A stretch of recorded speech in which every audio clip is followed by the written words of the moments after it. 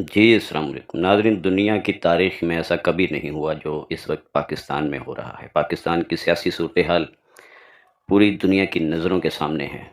کپتان پر ہونے والا حملہ ہو، صحافیوں کے ساتھ نازیبا سلوک ہو، اعظم سواتی کی خفیہ ویڈیوز ہوں، سب کچھ پوری دنیا دیکھ رہی ہے، لیکن کسی کے کان پہ جوں تک نہیں رینگتی۔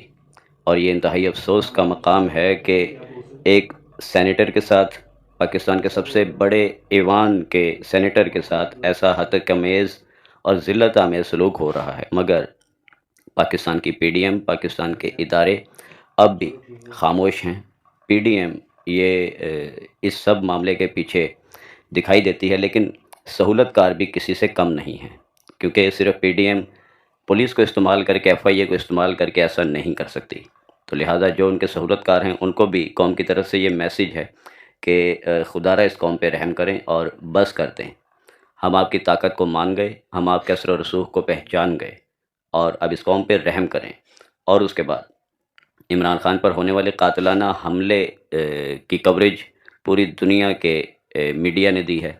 الجزیرہ ٹی وی ہو، بی بی سی ہو، یا یو اے ای کے ٹی وی پر گفتگو کی ہے پاکستان کے سینئر صحافی اینکر پرسن جمیل فاروقی نے۔ چونکہ جمیل فاروقی کے ساتھ بھی یہی سلوک کیا جا چکا ہے، اس لیے جمیل فاروقی ان حالات کو بہتر سمجھتے ہیں، اور ان حالات میں کیا فیصلہ کرنا ہے، وہ اس کو کیا بات کرنی ہے، اس کو بہتر طریقے سے سمجھتے ہیں۔ کچھ دن پہلے عمران خان نے جس طرح گفتگو کرتے ہوئے بتایا تھا کہ میں کچھ اہم راز افشاں کرنے والا ہوں، انکشافات کرنے والا ہوں، تو اس تناظر میں اگر اس کو لیا جائے تو جن کے متعلق یہ راز تھے، جن کے متعلق کپتان گفتگو کرنے والا تھا، وہی کپتان پر قاتلانہ حملے میں ملوث ہے۔ کپتان نے ابھی 5 منٹ پہلے یہ اناؤنس کیا تھا کہ I will tell you all benefits and beneficiaries of this regime change, کہ میں رجیم چینج سے فائدہ اٹھانے والوں اور فائدہ دینے والوں دونوں کے متعلق آپ کو بتاؤں گا۔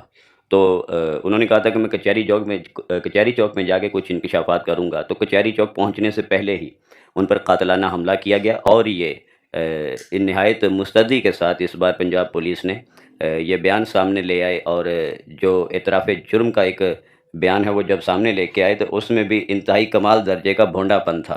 وہ ایسے کہ صاف ظاہر ہو رہا تھا کہ بیان دینے والا گویا کہ ایک پڑھی لکھی تقریر سنا رہا ہو۔ اس پہ آپ کو میں اس شخص کی جو اس نے اعتراف جرم کیا وہ میں آپ کو پہلے پچھلی ویڈیو میں بتا چکا ہوں۔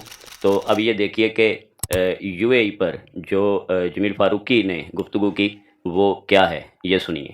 بات کرنے کے لیے ہمارے ساتھ اسلام آباد اسٹوڈیو سے سینئر پولیٹیکل ایکسپرٹ، تجزیہ کار اور بول ٹی وی کے اینکر پرسن جمیل فاروقی موجود ہیں۔ جمیل، آپ کو پروگرام میں خوش آمدید کہتے ہیں۔ مرحبا بكم ضيفي الكريمين. ابدا نقاشي مع السيد جميل. سيد جميل، اذا هذا جمیل، عمران خان پر قاتلانہ حملے کے بعد ملک کی 3 بڑی شخصیات سے استعفے کا مطالبہ کیا گیا ہے۔ آپ کو نہیں لگتا کہ پہلے تحقیقات کے ذریعے پتہ چلایا جائے کہ حملہ آور کون تھا اور پھر ایسا مطالبہ کیا جائے؟ اغتيال لخان برأيك؟ أي شيء ممكن في دولة مثل باكستان، فنحن دولة من پاکستان جیسے ملک میں کچھ بھی ممکن ہے۔ عمران خان اور تحریک انصاف کا تحقیقات کا مطالبہ بالکل جائز ہے، کیونکہ اس طرح کے سانحات کی ایک پوری تاریخ ہے، پھر چاہے قائد اعظم محمد علی جناح پر چاقو سے حملہ کرنے والا شخص ہو، یا پھر ملک کے پہلے وزیر اعظم خان لیاقت علی خان شہید پر قاتلانہ حملہ کرنے والا جنرل ضیاء الحق کا جہاز بم سے اڑائے جانے کا واقعہ ہو، یا بے نظیر بھٹو شہید پر خود کش حملہ کرنے والا شخص۔ آج تک کسی بھی واقعے کی تحقیقات منطقی انجام تک نہیں پہنچ سکی۔ ہر بڑے واقعے اور ہائی پروفائل قاتلانہ حملے کو مذہبی انتہا پسندی سے جوڑ کر ذمہ دار بری و ذمہ ہونے کی کوشش کرتے ہیں۔ آپ عمران خان پر قاتلانہ حملے کا واقعہ ہی دیکھ لیں۔ واقعے کے ٹھیک آدھے گھنٹے کے بعد ملزم کے اعترافی بیان سے ثابت کرنے کی کوشش کی گئی کہ وہ مذہبی انتہا پسند تھا اور اس کا ہدف عمران خان ہی تھا۔ السيد محمد شباشري قد ذكر بأن وزارة الدفاع حقائق یہ ہے کہ چاہے حملہ آور کا ٹارگٹ عمران خان ہی کیوں نہ ہو، لیکن واقعے کے اصل ذمہ داران کا تعین ہونا ضروری ہے۔ اس واقعے کو مذہبی انتہا پسندی سے جوڑ بھی دیا جائے تو ملک کی وفاقی کابینہ کی اشرافیہ سرکاری ٹیلی ویژن پر عمران خان کے خلاف توہین مذہب کی باقاعدہ مہم چلانے کے بعد خود کو کیسے اس واقعے سے بری و ذمہ قرار دے سکتی ہے؟ یہ کیسے ممکن ہے کہ وفاق کینیا میں ہونے والے قتل کی ذمہ داری کینیا کی پولیس پر ڈال دے، اور پنجاب میں ہونے والے قاتلانہ حملے کی ذمہ داری پنجاب پولیس پر ڈال دے، اور خود کو حالات سے ڈس ایسوسیٹ کر لے؟ ایک بات کا دھیان رکھنا ضروری ہے کہ پاکستان میں یا تو مارشل لاء لگتا ہے یا پھر سیاستدان مستقل طور پر راستے سے ہٹائے جاتے ہیں۔ یہ انتہائی افسوسناک ہے، لیکن پاکستان جیسے تیسری دنیا کے ملک کی حقیقت بہرحال یہی ہے۔ Thanks for watching our YouTube channel.